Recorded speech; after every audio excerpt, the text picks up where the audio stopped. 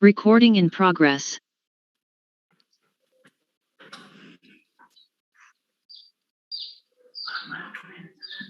Buenos días a todos los colegas presentes y hoy día bienvenidos a una nueva jornada del curso de glaucoma organizado por el Servicio de Oftalmología del Hospital Nacional Arzobispo Loaiza.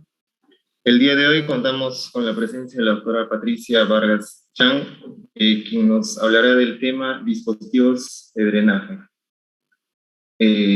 Para conocer un poco sobre nuestra ponente, la doctora Patricia Vargas realizó su pregrado en la Universidad Peruana Cayetano Heredia, hizo la especialidad de oftalmología en el Hospital Arzobispo Loaiza por la Universidad Cayetano Heredia. Además, cuenta con la subespecialidad en glaucoma realizada en el Hospital Almenara. Laboró como médico asistente del servicio de oftalmología de nuestro Hospital Arzobispo Loaiza y además pertenece al staff de médicos del Servicio de Oftalmología de la Clínica Internacional. Doctor Patricia Vargas, agradecer de antemano su predisposición y la dejamos a cargo de la ponencia. Muchas gracias por la presentación. Buenos días con todos. Y hoy día vamos a conversar un poquito acerca de los dispositivos de drenaje en glaucoma, que los vamos a ver en la presentación con las siglas DDG. Entonces, para tener en cuenta que en esta charla vamos a explicar un poco acerca de los diferentes tipos de dispositivos de drenaje, ver a qué pacientes se les podría indicar estos dispositivos de drenaje y también cuáles son las posibles complicaciones al colocarlos, ¿no? Entonces, un dispositivo de drenaje es un sistema de filtrado artificial. La finalidad, como toda terapia de glaucoma, va a ser disminuir la presión intraocular. En este caso, vamos a drenar el humor acuoso hacia el espacio subconjuntival.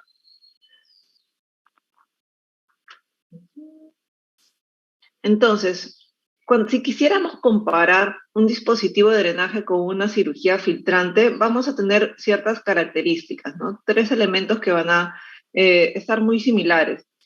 El dispositivo de drenaje va a tener un tubo de silicona que va a entrar a cámara anterior, que generalmente tiene un lumen promedio o un diámetro promedio de 0.3 milímetros, que va a ser similar a la esclerotomía que vamos a hacer cuando hacemos una trabeculectomía.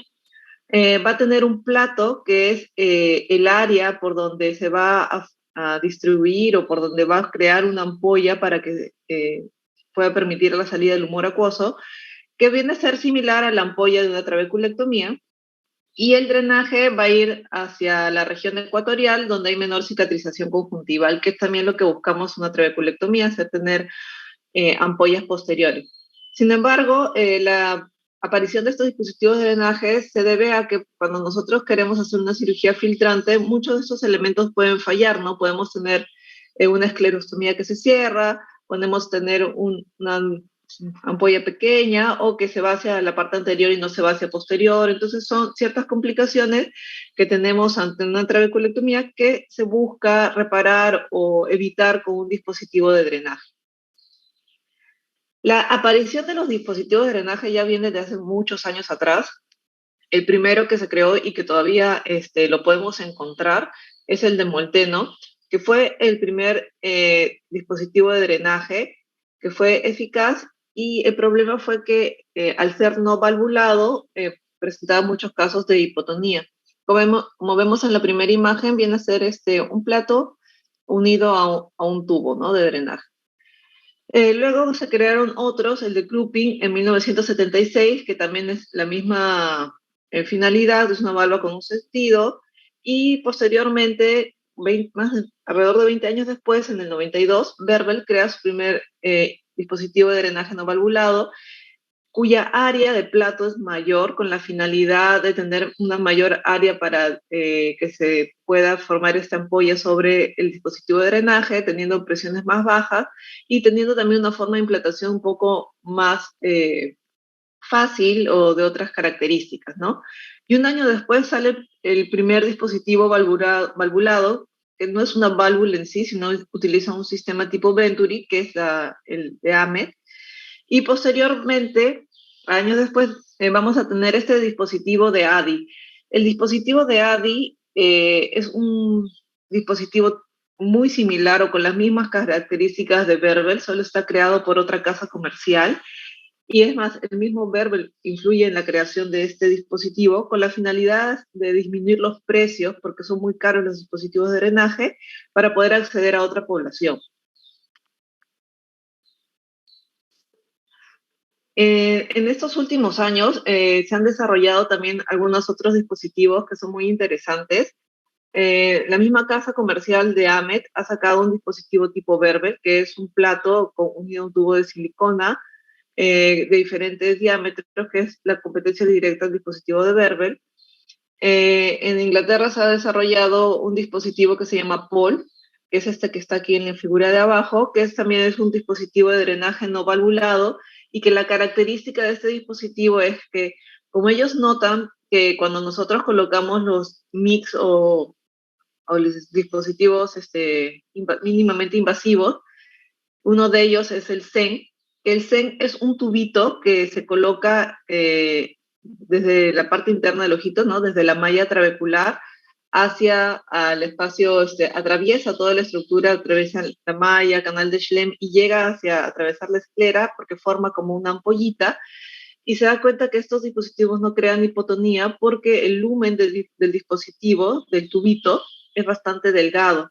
Entonces, POL es un dispositivo de drenaje que supuestamente, es una suposición, no causaría hipotonía debido a que tiene un lumen del tubo que es la mitad o un poquito menos de los que ya estamos comúnmente acostumbrados. Es decir, el diámetro de tubo es de 0.12 milímetros, como vendría a ser estos mix, no de 0.3, que es el de Verbel o el de AME.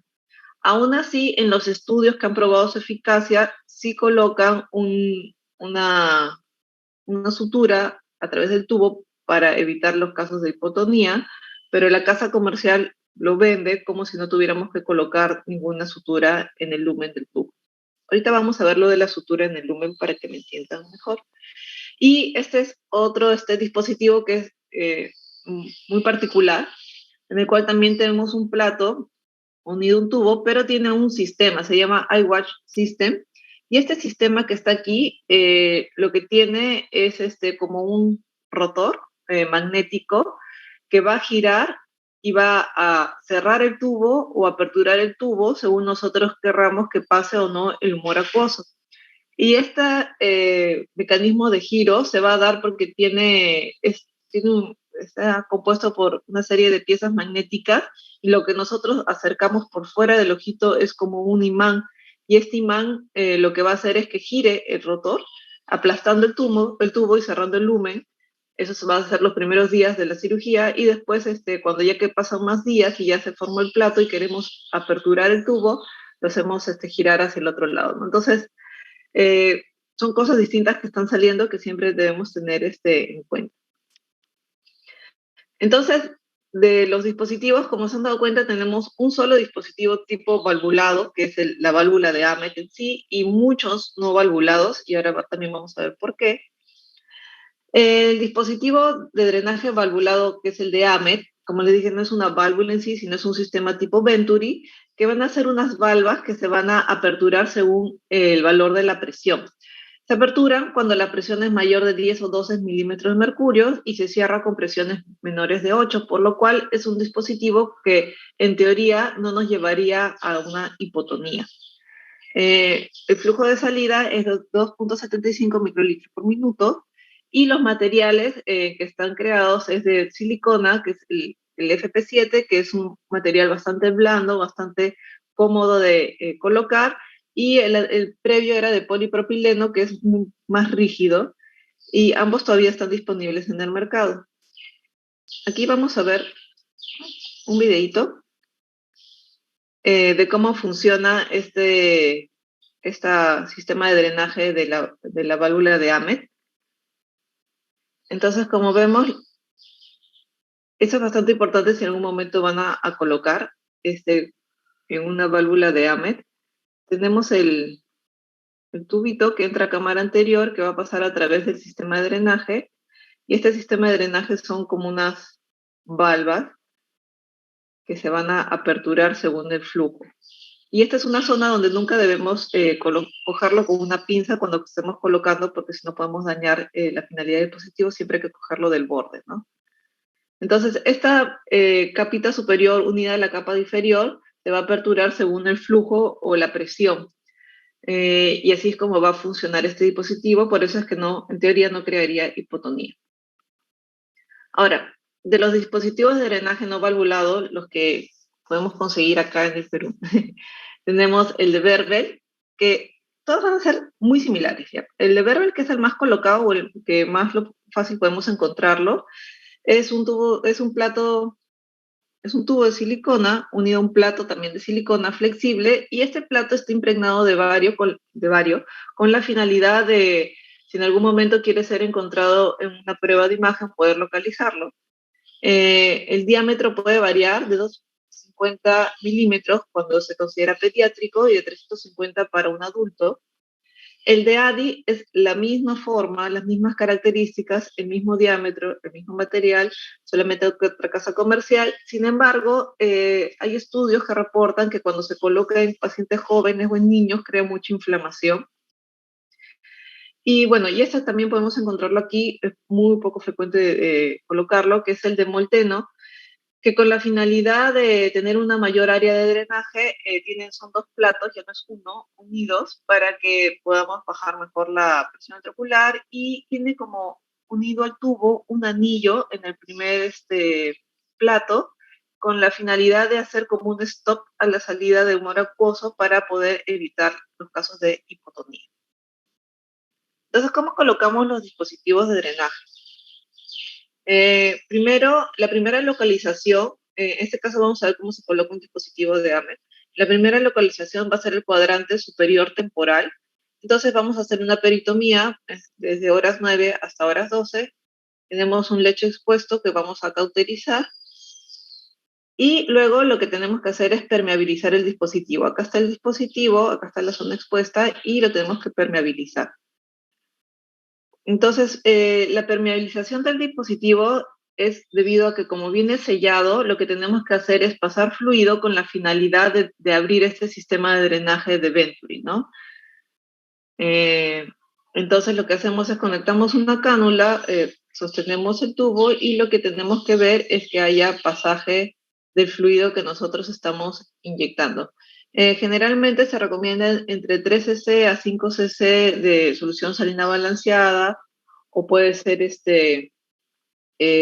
cloruro de sodio, lo que tengamos, y la finalidad es reducir este cierre que está por fabricación y poder separar las posibles adhesiones para asegurarnos también que el dispositivo funcione correctamente.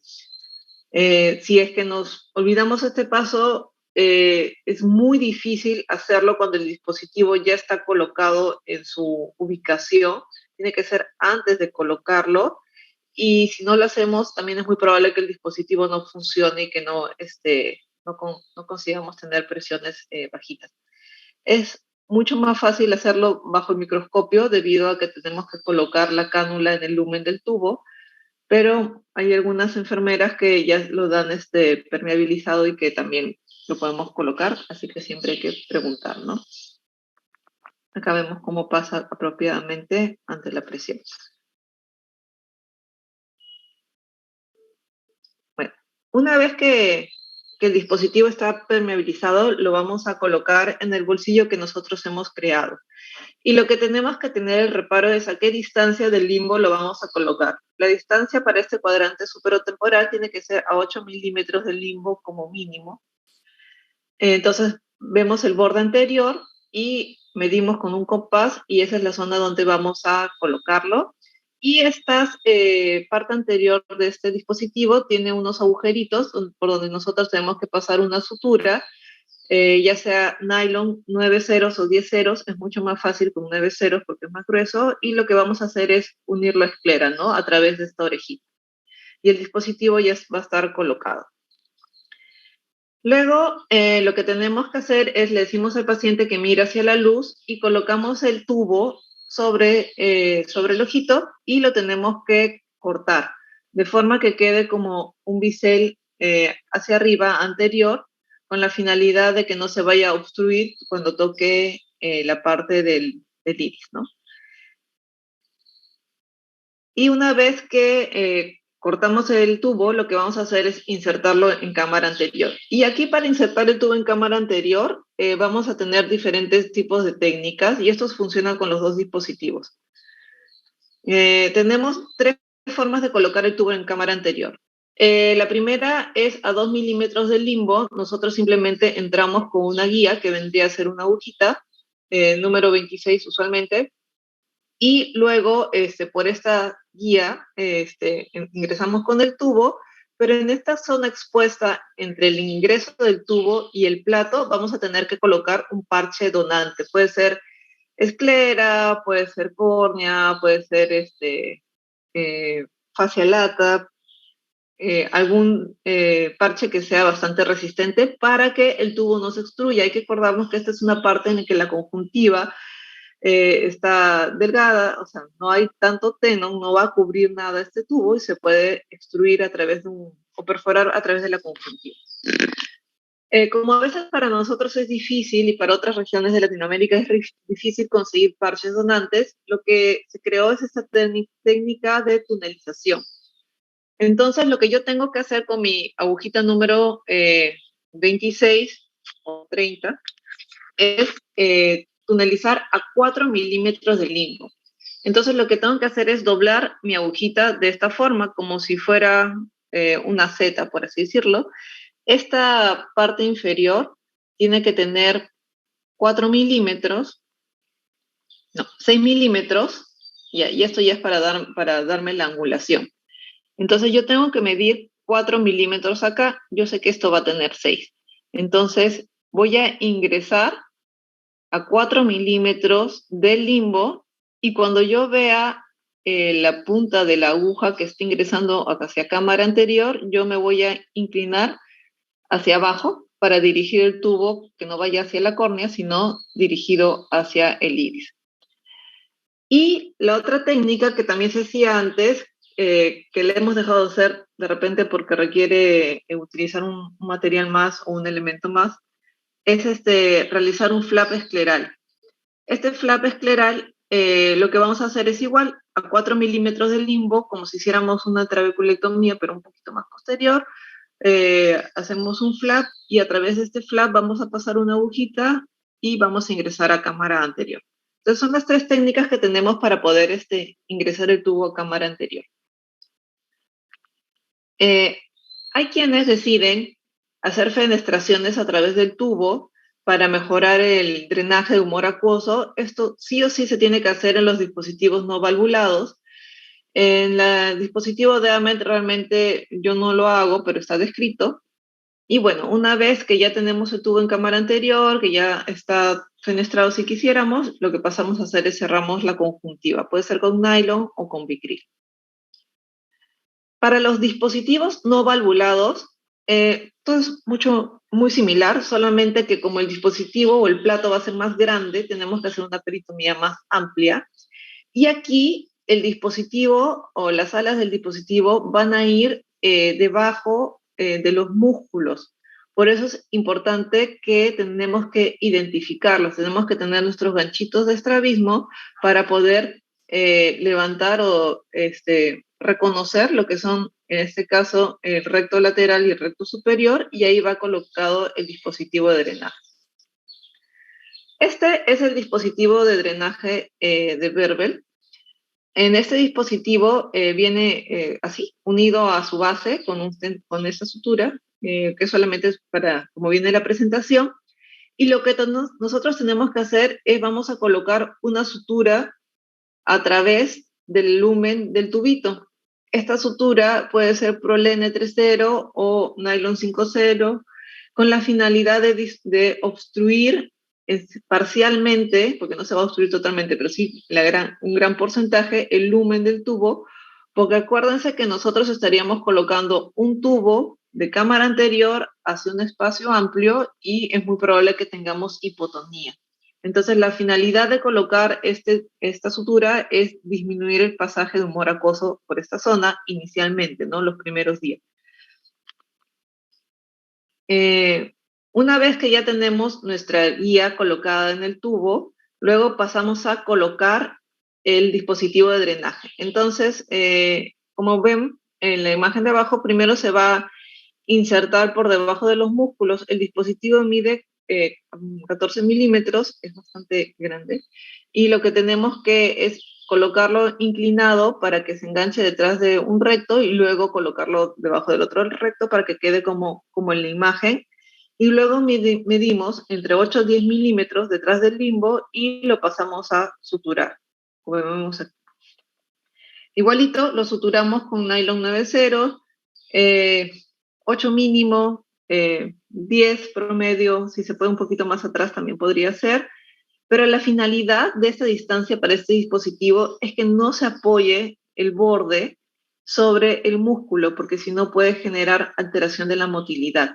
Entonces, de todas maneras, hay que intentar que sea entre 10 y 12 para que esté posicionado a 2 milímetros detrás de la inserción. Acá vemos que está la inserción del músculo y un poquito detrás hay que estar seguro que se coloque el dispositivo. Luego, lo que se va a hacer es, se puede retraer la sutura que está en el lumen, no la vamos a sacar, por si acaso, solamente que no quede hacia la parte anterior, sino no tan expuesta, y luego vamos a ocultar el cabito debajo de la conjuntiva. Esta sutura depende qué sutura coloquemos nosotros. A veces hay que retirarla posteriormente, a veces se reabsorbe, depende del tipo del material, a veces se deja, no pasa absolutamente nada. Y luego lo que vamos a hacer es clampar el tubo. Este paso no lo hacemos en el otro dispositivo porque es un dispositivo en el de AMET, porque ya tiene un sistema de filtrado dependiente de presión, pero acá sí lo que tenemos que hacer es clamparlo. Entonces vamos a anudar sobre la parte del tubo que tiene la sutura por dentro. Y luego lo que vamos a hacer es vamos a probar resistencia, o sea, lo mismo que en el otro, vamos a pasar fluido a través del punto externo del tubito de drenaje y vamos a ver si hay mucho pasaje o no de fluido. La idea es que o haya cierto grado de resistencia o el pasaje sea mínimo. Luego de esto, igualito, vamos a recortar el tubo a 2 milímetros por delante del limbo, tiene que ser biselado y anterior, y igualito vamos a insertar el tubo en cámara anterior, ya sea por todas las técnicas que hemos descrito, a 2 milímetros con parche, tunelizando o con flap escleral.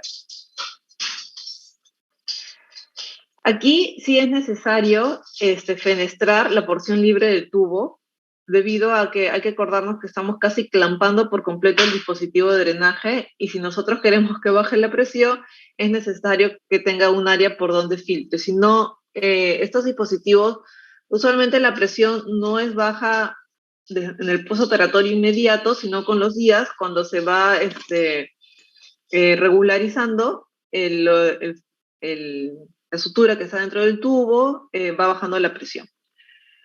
Bueno, y luego cerramos la conjuntiva. Las distancias. Nosotros tenemos siempre que la primera localización donde colocamos el dispositivo de drenaje va a ser en el borde superotemporal. Y está descrito que puede estar colocado entre 8 hasta 15 milímetros posterior del limbo.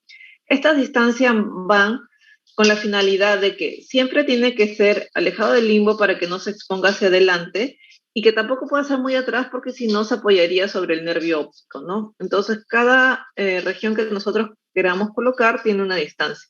La primera opción siempre va a ser superior temporal, a 8 a 15 milímetros.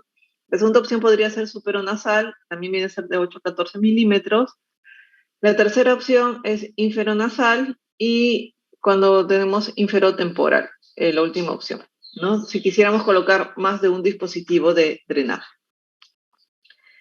Las indicaciones inicialmente estaba indicado en muchos tipos de glaucoma secundario, como el glaucoma uveítico, neovascular, el congénito con trave fallida, cuando tenemos una cirugía de catarata que ha sido extracapsular o minus que nos deja una cicatriz, cuando tenemos un paciente con trasplante de córnea, afáquico, con Sturge-Weber, aniridia, un síndrome de ICE. Pero luego también surgieron otras alternativas, trabeculectomía fallida también, pero también se puede ver que está bien indicado en pacientes pseudofáquicos y ahora se está intentando colocar también como cirugía primaria en un glaucoma primario de ángulo abierto, ¿no? O sea, ya no como una segunda opción, sino como una primera opción quirúrgica. Las contraindicaciones son, si tenemos un paciente con bajo pronóstico visual, una escleromalacia que no nos va a permitir que el plato se apoye en esa zona, tampoco nos va a permitir ingresar el tubo a cámara anterior, paciente que tenga una infección ocular, porque acuérdense que estamos colocando un implante, cuando la zona donde va el implante tenemos una conjuntiva que está cicatrizal, o pacientes con un recuento endotelial bajo. Aquí cuando tenemos un paciente con recuento endotelial bajo, podría colocarse el tubo hacia la cámara vítrea por par plana haciendo vitrectomía para evitar disminuir el recuento endotelial. Entonces, una duda que debemos tener es, o dos, si el dispositivo de drenaje es superior a una trabeculectomía y entre ellos, ¿cuál es el mejor? Y esta duda, que es bastante frecuente, ya ha sido resuelta con algunos estudios. Este primer estudio que comparó el tubo le dicen a los dispositivos de drenaje, versus trabeculectomía, fueron pacientes que compararon que se les colocó un dispositivo de Berbel o una trabeculectomía con mitomicina C al 0.4 por 4 minutos. Es bastante tiempo, pero fueron pacientes que se recolectaron de 17 centros y este estudio se recolectó a los pacientes entre el 99 y el 2004. Pero estos pacientes tenían sí una cirugía previa y ese era el criterio de selección. Esta cirugía previa era o una trabeculectomía o una cirugía de catarata y tenían presiones entre 18 y 40 milímetros de mercurio con terapia médica máximamente tolerada. Entonces, se colecta a estos pacientes, se les hace el tipo de cirugía que hayan sido indicada y se les sigue por 5 años. Y los criterios de falla van a ser presiones mayores de 21 milímetros de mercurio o reducción menor del 20%, presión muy baja, menor de 5 milímetros de mercurio, reoperación y pérdida visual. Y en este estudio, a los 5 años, ellos demuestran que el dispositivo de Berbel tiene presiones ligeramente más altas que una trabeculectomía. El promedio va a ser 14.4 milímetros de mercurio versus una trabe de 12.6 milímetros de mercurio. Y también el número de drogas que usaban era más alta con el dispositivo de Berbel que con trabe, pero no era mucha diferencia. Sin embargo, ven que las fallas con el dispositivo de Berbel fueron menores que con una trabeculectomía, al igual que las reoperaciones. Entonces, ellos sugieren, a partir de este estudio, que es seguro colocar un dispositivo de drenaje que tiene muchas menos complicaciones y que por eso se podría utilizar. Ahora, hay que tener en cuenta que si nosotros realmente tenemos un paciente con una trabe fallida, usualmente no hacemos una segunda trabe, sino colocamos un dispositivo de drenaje. Pero en este estudio se tomó también como trabe fallida y se le podía hacer una segunda trabe, ¿no? Entonces, eso era lo único que como que no encajaba mucho. Pero este estudio realmente revolucionó el enfoque de la colocación de dispositivos de drenaje. Y hace poco se ha hecho otro estudio que recién están reportando los resultados, ya van 3 años, y es el tratamiento primario, o sea, ya no tenemos, es un paciente nuevo que no ha sido nunca operado, que se va a escoger colocarle un dispositivo de drenaje o hacer una trabeculectomía. Y ya reportaron el primer informe a los 3 años de seguimiento. Entonces, igualito, el outcome iba a ser la presión intraocular. El outcome de ese tercer año es ver el porcentaje de fallas. O sea, cuántos han tenido presiones más altas de 21 milímetros de mercurio o la reducción menor de 20%. Y la falla ha sido un 33% con dispositivos de drenaje o con Berbel y un 28% con trabeculectomía a los 3 años. La disminución de presión promedio ha sido muy similar a la anterior. Hasta ahora tenemos 14 milímetros de mercurio con Berbel y 12 con trabeculectomía. Y las complicaciones siguen siendo más serias o de complicaciones serias como reparaciones, disminución de la visión en 2 líneas por la cartilla de Snellen, han sido más altas en la trabeculectomía que en los dispositivos de drenaje. Entonces, si bien no hay superioridad entre una y la otra técnica quirúrgica todavía, y que las presiones son más bajas con la trabeculectomía, siempre es una cirugía que puede traer mayor número de complicaciones. Entonces, aún por ello, ahora se está optando, como digo, como primera opción, también colocar un dispositivo de drenaje. Y entre estos dispositivos, entre el valvulado y no valvulado, ¿cuál podría ser mejor? También se hicieron 2 estudios paralelos, o sea, se publicaron en el mismo año, se hicieron en diferentes locaciones, y ambos comparaban AMED versus VERBEL, ¿no?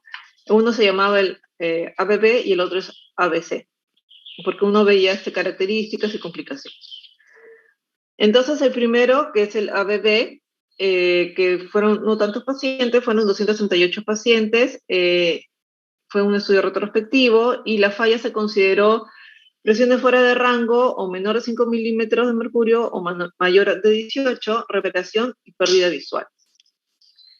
Y a los 3 años, ellos reportaron que VERBEL tenía menos fallas que AMED y que VERBEL controló mejor la presión intraocular. Pero el grupo de VERBEL tuvo más complicaciones, y estas complicaciones que ellos notaron eran más reintervenciones por hipotonía. Ahora, en el otro estudio, que es el ABC, que también compara AMED versus VERBEL, es un estudio multicéntrico, fueron 16 centros, también fueron 276 pacientes, con presiones alrededor de 18, y las fallas fueron presiones mayor de 21 milímetros de mercurio, presiones o reducción menor del 20%, presiones menor de 5 milímetros de mercurio, cirugía adicional o pérdida visual. Y ellos compararon el éxito a los 5 años y vieron también que VERBEL tenía menores valores de presión que AMED. VERBEL, en este estudio sí vieron que VERBEL tenía menos reoperaciones, pero mayor número de complicaciones, como hipotonía, extrusión y pérdida visual. Entonces, hablando un poco de las complicaciones, cuando colocamos un dispositivo de drenaje, como les digo, la mayor complicación va en relación a la técnica de colocación. Por ejemplo, si nosotros no colocamos bien el tubo en cámara anterior, puede tener toque corneal, o si lo dejamos muy largo, puede tocar el cristalino. Como vemos aquí, este tubo en cámara anterior, que tiene una cámara bastante estrecha, que tampoco está cortado, no está biselado como está descrito, y que puede tener este contacto, ¿no? Podemos tener también una cámara plana, y esto, o hipotonía, o hiperfiltración. Cuando sucede esto hay que estar reformando cámara anterior, o a veces hasta retirar el tubo de cámara anterior, porque la hipotonía nos puede llevar a que se descompense el ojito.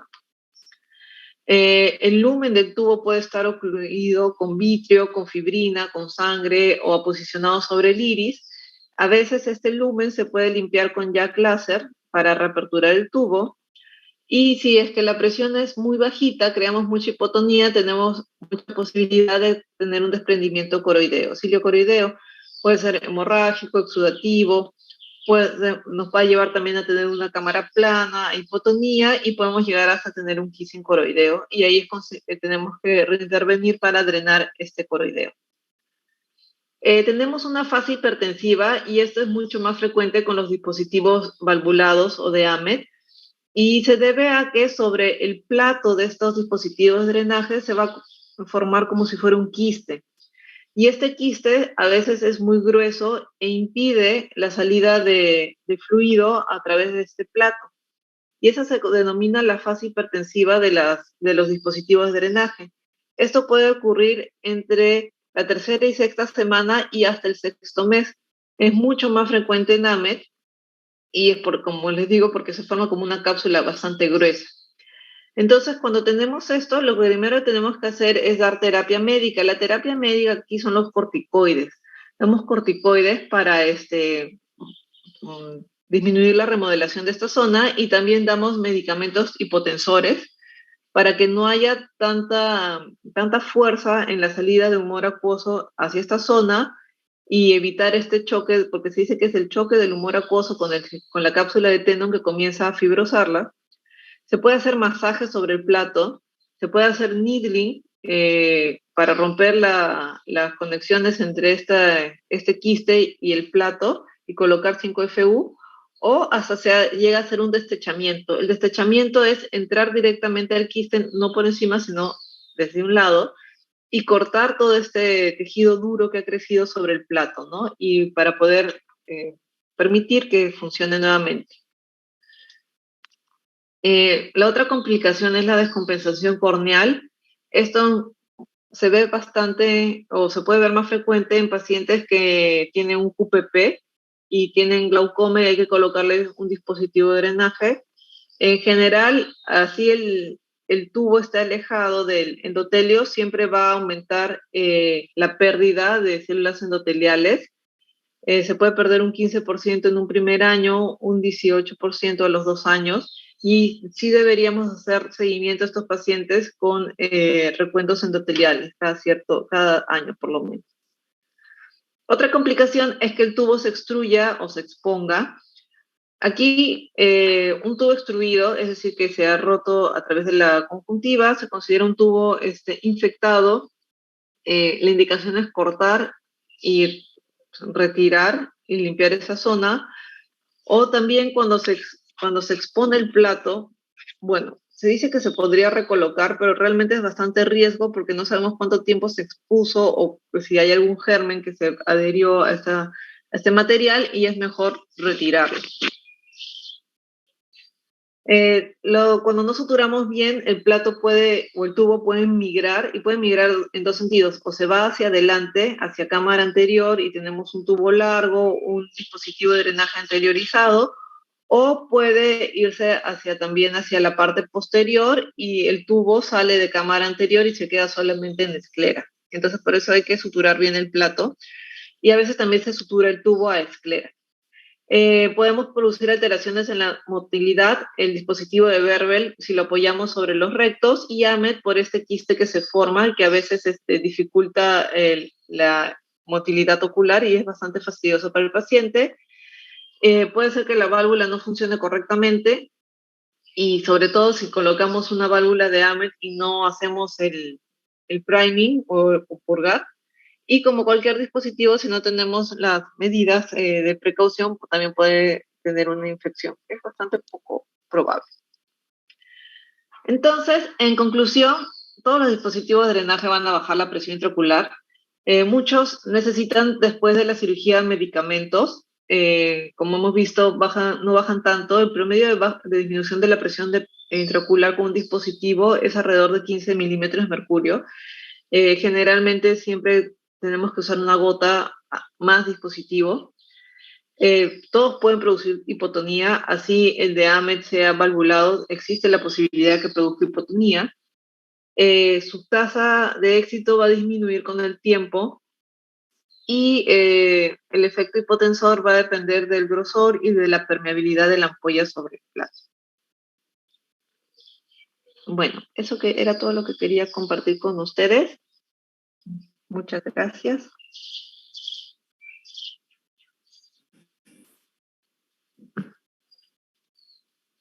Sí, doctor Patricio Vargas, agradecer nuevamente por su ponencia. Nos ha llenado de conocimiento en esta mañana, y dejamos a cargo al doctor Barriga de repente algún comentario al respecto. Gracias, Luis. No, solamente agradecerle a la doctora por su presentación. Bueno, realmente, Patti, nos has dado toda la información necesaria sobre dispositivos de drenaje. Yo veo que hay preguntas en el chat, Luis. Pasemos a las preguntas, entonces. ¿Las Sí, tienes? ¿Sí? Sí. Hay una pregunta. Bueno, saludan a la doctora por la excelente ponencia y preguntan si no es posible colocar el dispositivo de drenaje en el área citotemporal.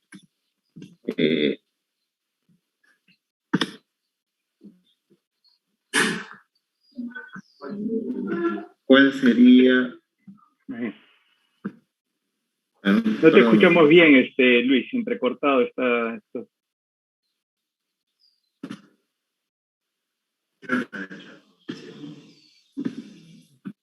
Un momento. Nuevamente, si no es posible colocar el dispositivo de drenaje en el área supratemporal, ¿cuál sería el siguiente cuadrante a usar? Por otro lado, los dispositivos tipo Molteno, al tener doble plato, estos se colocan en distintos cuadrantes. Ya. Cuando no podemos colocarlo en el área supratemporal, es superonasal, inferonasal e inferotemporal. Así es el orden, porque el inferotemporal es el que más se va a exponer el plato cuando el paciente mira hacia arriba, por eso es que la localización de esa zona es un poquito más posterior. Básicamente, generalmente, a pesar de que esas son las indicaciones, suelen colocar el primero siempre superotemporal y el segundo, usualmente la gente va a inferonasal para no ocupar tanto el espacio superior. Igualito ambos funcionan bien, la colocación es igual, un poquito más complicada debido a cuando quieras insertar el tubo por la dirección.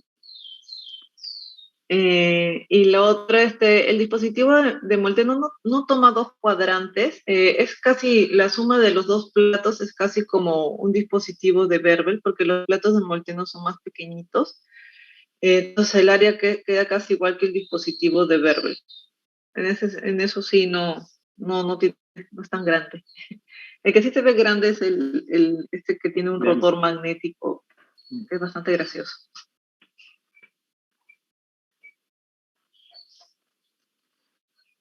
Ok, doctora.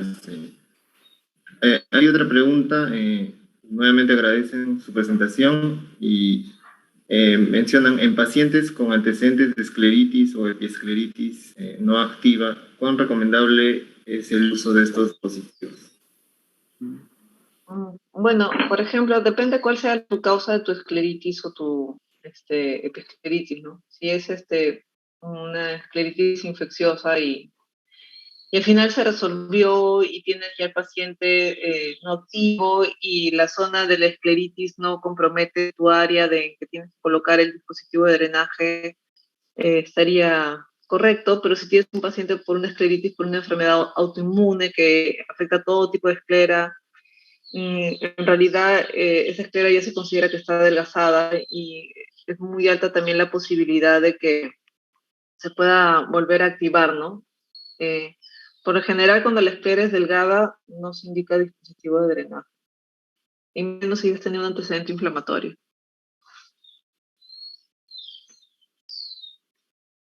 Ok, existe otra pregunta. Con respecto a los ojos muy grandes o pequeños, ¿utiliza estos dispositivos? Si es así, ¿alguna consideración en especial? Por ejemplo, los pacientes miopes que tienen esclera más delgada, cuando es miope muy alto, tienes que tener cuidado en todas las fases, ¿no? En tunelizar, en suturar, porque la esclera es más delgadita. De repente ahí, si es miope alto, puedes elegir, es más fácil colocarle un parche donante a tunelizar. Y si el ojito es muy pequeño, bueno, quieres colocar este dispositivo, siempre hay tamaños pediátricos y tamaños de adulto. Entonces, si tienes un ojito muy pequeño, puedes recurrir a un tamaño pediátrico, si es que te sientes más seguro, ¿no?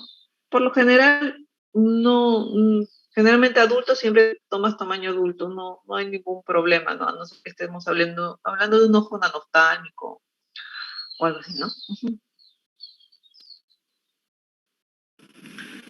Muy bien.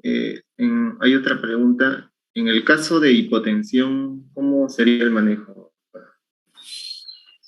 Cuando tienes hipotonía, depende de qué dispositivo hayas colocado, ¿no?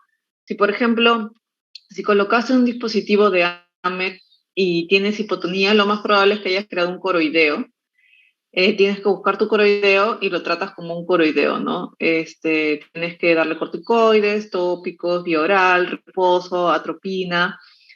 Y aquí lo que tienes que tener en cuenta es si es que hay mucho contacto entre el tubo y la córnea, ¿no? Porque eso es lo importante, que no disminuya mucho el recuento endotelial. Y si es que hay contacto, en la descripción está en que tienes que ir reformando cámara anterior hasta que se resuelva el coroideo, ¿no? O colocar viscoelástico, por ejemplo.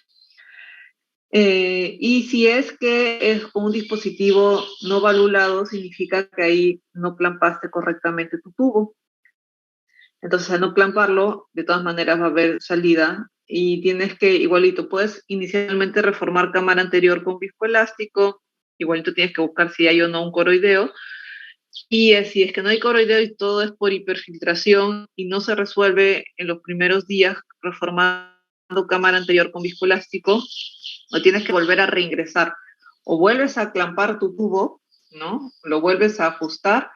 La otra opción que se hacía a veces con los dispositivos no valvulados, que es mucho más trabajosa, es ellos colocan el plato del dispositivo y el tubo lo colocan subconjuntival, pero no lo ingresan a cámara anterior hasta que pasen 6 semanas. Y luego de 6 semanas, cuando ya se formó el quiste sobre el plato, ellos vuelven a entrar y colocan otra vez el tubo en cámara anterior. Es bastante complicado porque son dos intervenciones, pero si es que tienes mucha hipotonía, sí o sí tienes que cerrar el tubito, si no ese quito se puede dañar mucho la visión, se puede perder.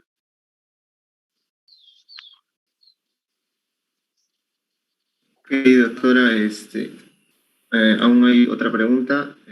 Dicen si se podrá colocar más de un dispositivo en un ojo para control del apío.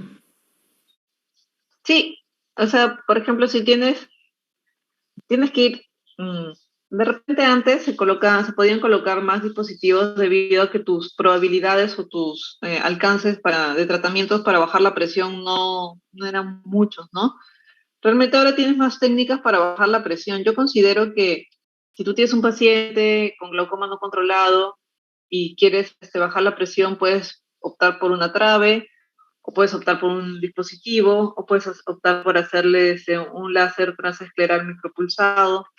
Entonces ahora tienes más opciones que de repente ya no nos lleven a colocar dos dispositivos, pero si ya agotaste opciones, entonces sí podrías colocar dos dispositivos. Ahora, de la misma casa comercial o diferente, ya depende de cada uno. En realidad nunca he visto que coloquen dos dispositivos diferentes. A veces he visto sí que colocan dos dispositivos de AMET, que es lo que más frecuentemente he visto. Y acá se suele colocar más AMET por el hecho de que tienes supuestamente menos complicaciones, no tienes que tener tanto problema con el clampado del tubo, aunque, como hemos visto en los estudios, deberíamos colocar más Verbel porque baja más la presión. Pero depende del aprendizaje, ¿no? Es experiencia conforme uno lo va colocando.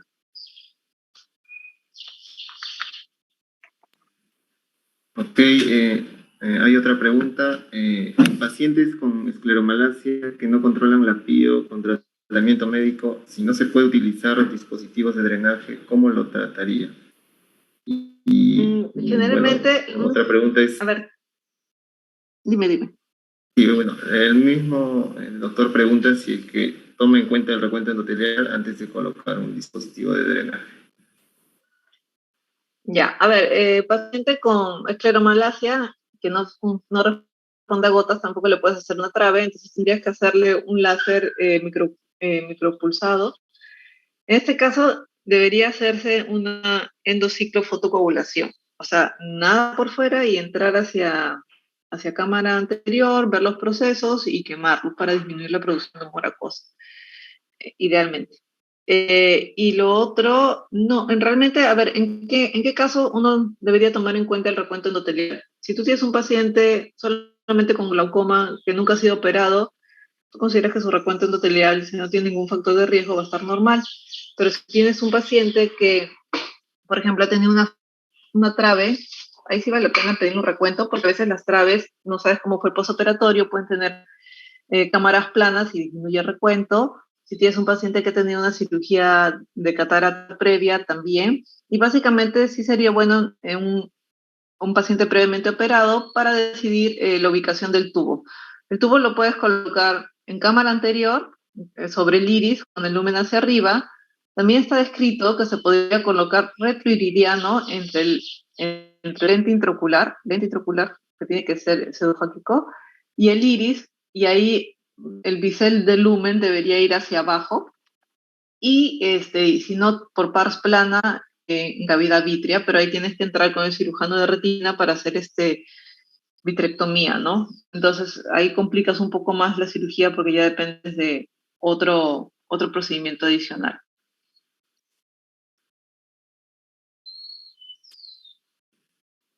Doctora, y sobre este tema justo que habló, en todo caso, si es que fuera ya posterior de la colocación del dispositivo de drenaje en cámara anterior, ahí sí podría recomendarse recuento endotelial o no es necesario. En realidad se dice que igualito disminuye, no con la misma, con el mismo porcentaje, pero sí sería recomendable para un seguimiento. Básicamente para que te dé seguridad, para saber que el paciente no se está afectando, ¿no? Ok. La felicito nuevamente por la exposición y me refieren, ¿los dispositivos tienen un tiempo de vida? Básicamente se dice que más o menos al tercer año disminuye su funcionabilidad, pero que se saque un dispositivo de drenaje debido a que no está funcionando, usualmente no. Si tú haces el seguimiento del paciente y ves que la presión se comienza a elevar, una opción es que veas el quiste que se forma sobre el plato y si crees que esa es la causa por la cual no está funcionando, se suele hacer un needling o un destechamiento, pero que lo retiren, no, a no ser que se infecte o se obstruya o se desplace. Pero así es como básicamente se controla a largo plazo. Y bueno, si la presión sube, hay que agregar más gotitas. Ok, una última pregunta es, para fijar el plato, mencionó usar nylon 10 ceros. ¿Usa alguna otra sutura como alternativo? 9 ceros o 10 ceros, también se puede usar seda negra para fijar. Seda negra 8 ceros. De los que yo he probado, por ejemplo, el nylon 10 ceros es el mismo con que operamos tensión y a veces se siente que es como que un poquito débil para fijar todo el plato. Y cuando lo haces con nylon 9 cero realmente es mucho más fácil pasarlo por, lo, por el loop del plato y se ajusta mejor. Así que yo recomendaría la posibilidad de usar un nylon 9 cero y seda también se podría usar, solo que causa un poquito más de inflamación.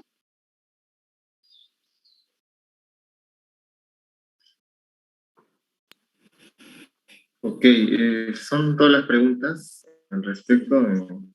Y si me permites, Sí. una pregunta más, Patti, he estado siguiendo todas las preguntas del chat y veo que pocos no sé si el auditorio habrá captado un dato importantísimo que has dado en tu charla es sobre este cambio en el paradigma de definir que los dispositivos de drenaje puedan ser opción de primera línea en el tratamiento quirúrgico de glaucoma.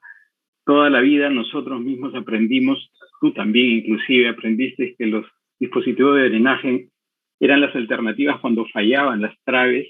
Ahora se está proponiendo como tratamiento primario. Me gustaría un comentario más sobre eso, Patti. ¿A ti qué te parece eso en el futuro? ¿Cómo se ve esto entre los especialistas de glaucoma, tener a los dispositivos de drenaje como un tratamiento de inicio primario para el tratamiento de glaucoma que falla a los medicamentos? Yo creo que, o sea, bueno, este enfoque que están dando actualmente, que es un buen enfoque, es debido a que tiene menor tasa de complicaciones de repente que una trabeculectomía, y eso está demostrado por el seguimiento que ellos hacen en sus estudios. Y realmente los controles también postoperatorios en un implante de drenaje son menos frecuentes. O sea, si tú al paciente de una trave lo tienes que seguir todas las semanas, más o menos por un mes, o si no es menos cada 5 días, dependiendo de cómo esté la cirugía, la ampolla y la presión. Y en ese caso sí es una buena opción, y creo que también esto surge a raíz de que crean este dispositivo de ADI, que también tiene un precio mucho más económico, porque hay que tener en cuenta que aquí en nuestro medio de repente lo que nos impide mucho es un tema de costos, ¿no? Acá colocar un dispositivo de drenaje, si el Seguro Social o el SIS no se lo da al paciente, es un gasto relativamente alto para ofrecer a toda la población en comparación a una cirugía filtrante, ¿no? Entonces, por un tema de costos, optar por estos nuevos dispositivos que están surgiendo, que deberían venderse a un costo más bajo, pero no se venden, pero esa era la finalidad. Sí sería, de repente sí nosotros colocaríamos más dispositivos, ¿no? De este tipo no valvulado, que da mejores resultados, porque estos estudios sí o sí están comparados con los dispositivos no valvulados, que se sabe que baja más la presión que un dispositivo de AMET, ¿no? Entonces, sí, yo creo que no es algo que hay que tomarlo con bastante importancia. Es una nueva opción. Igualito no quita la posibilidad de que después hagas una trave futura, porque tienes el otro cuadrante para hacer la trave, se hacen en sitios opuestos. La trave usualmente es superonasal y la primera opción es superotemporal. Y a explotar más este comentario que ha surgido, ¿no? Sí, es algo interesante a tener en cuenta. De todas maneras, va a requerir un entrenamiento, una preparación. Las trabeculectomías tienen una curva de aprendizaje mucho más, menos empinada que la de implante de un dispositivo de drenaje. Muchos médicos no glaucomatólogos hacen trabeculectomías, digamos, en forma habitual. Poner dispositivos va a requerir de una mayor preparación de toda la gente que esté dispuesta a tratar el glaucoma de esta manera, ¿no? O sea que yo lo veo como con mucho potencial. Sí estoy de acuerdo contigo que los precios van a tener que cambiar para que esto se popularice, pero siendo que va a ser una operación de alguna manera más segura porque tiene menos complicaciones, creo que vale la pena tomarla en cuenta, ¿no? Sí, sí, doctor. Así es. Wilito, Blanquita, adelante, buenos días. Gracias, Wilito, lindo, para sí. felicitar a la doctora Patricita. Excelente, Patricita, sí. Como siempre, brillante tu presentación y siempre gracias, con las últimas perlas. Patricita linda, lo que te quería preguntar es, en nuestro medio, en nuestro hospital, tuvimos a través del SIS, ¿no es cierto?, un lote de válvulas, ¿no?, de AMET. Entonces, en la experiencia tuya, tanto en la forma en el hospital, con la doctorita Vania también, y particularmente, o sea, ¿cuál de los dispositivos has colocado más frecuentemente y qué complicación has tenido tú o no has tenido ninguna complicación? Y lo otro es en relación al dispositivo del doctor Miranda, ¿no?, que también invitó, ¿no?, a todos los oftalmólogos si tenían casos especiales para poder colocar este tipo de dispositivos porque tiene resolución, ¿no?, ministerial, todo para utilizarlo. Y tercero es que habíamos tenido también un paciente que vino de España, en donde efectivamente le habían hecho de todo, aparte que era ya pseudofáquico, había tenido pues 3 trabeculectomías, 2 válvulas, 2 queratoplastías. Entonces, ante tantas cirugías, ¿qué riesgo hay de una también oftalmía simpática, si alguna vez has visto? Gracias, Patricita linda, gracias. Aquí en el Loaiza, y generalmente lo que yo más he colocado son dispositivos de AMET. Realmente en Verbe le he colocado poquitísimos,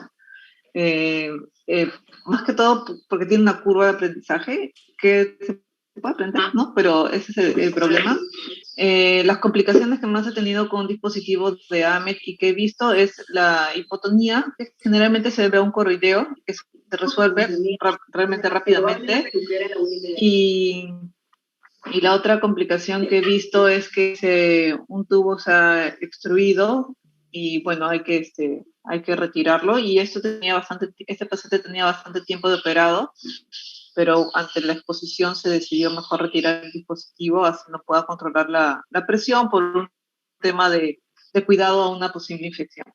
En lo otro que me comentó, sí sé que el doctor Miranda tiene un dispositivo de drenaje que tiene resolución ministerial, que está reclutando pacientes para poder hacer un trabajo un poquito más amplio. Realmente no he tenido la posibilidad de verlo, sí he leído su trabajo, pero hay que estar a la expectativa a ver cuándo pueda ser lanzado, ¿no?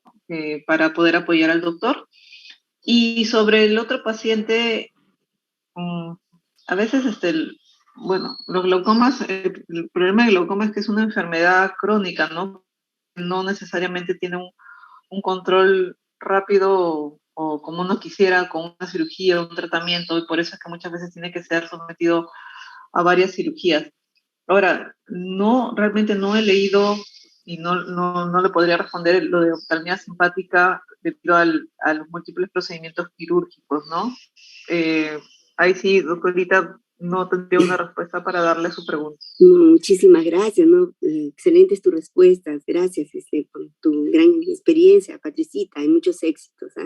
Muchísimas gracias. Gracias, doctorita. Sí, doctorita. Pati, solamente una precisión. El dispositivo del doctor Miranda no estaría considerado dentro de los MICS, o es un dispositivo de tipo, no es un dispositivo valvulado, no tiene tubo que yo recuerde. Lo que yo me acuerdo que es un tubito que se coloca de un material especial. Ajá. Sí, pero me parece más que está dentro de la categoría de los MICS que dentro de una categoría de estos reservorios de humor acuoso. Ah, sí. ¿No? Sí, claro. No tiene reservorio. No tiene plato. Claro. Sí, Wilito, y creo que está también la clase que él nos dio porque fue al servicio antes de la pandemia. Claro. Y entonces, antes sí de que tenga la resolución, no sé si la grabaron, ¿no? Porque te acuerdas que no lo recuerdo, sí, pero sí. Él tiene información. Sí, a disposición de le todos. Podemos pedir, pero sí. Yo estoy seguro que no tiene reservorio, no es, se parece más a un stent que a un Exacto. Sí, Wilito, así es. Sí. Muy bien, así. No sé, creo que quedó, ya no hay más preguntas, ¿no es cierto, Luis? Sí, ya no hay. Ya no hay más preguntas. Solamente pues, muchas gracias nuevamente. Muchísimas gracias. Muchas gracias. Gracias a ustedes por la invitación. Gracias, doctorita linda, gracias.